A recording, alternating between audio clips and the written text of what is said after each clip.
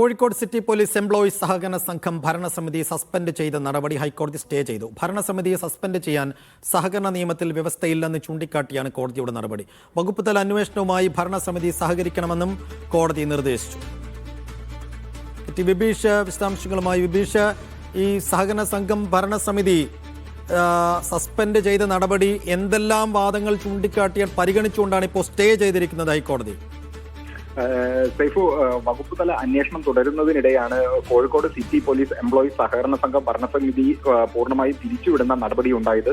ഭരണസമിതി സസ്പെൻഡ് ചെയ്യാൻ സഹകരണ നിയമത്തിൽ വ്യവസ്ഥയില്ലെന്ന് ചൂണ്ടിക്കാട്ടിയാണ് ഇപ്പോൾ കോടതി നടപടി ഉണ്ടായിരിക്കുന്നത്.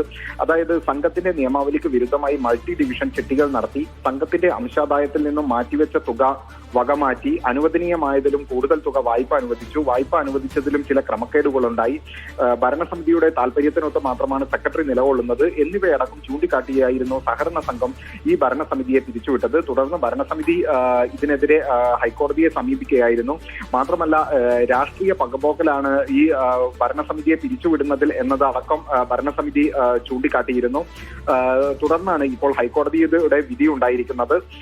നേരത്തെ ഈ സംഘത്തിലെ വായ്പാ വിതരണവുമായി ബന്ധപ്പെട്ട് ഭരണസമിതിക്കെതിരെ പോലീസ് കേസെടുത്തിരുന്നു. ഈ കേസിലും അറസ്റ്റ് അടക്കമുള്ള നടപടികൾ ഹൈക്കോടതി നേരത്തെ സ്റ്റേ ചെയ്തിരുന്നു. സൈഫോ.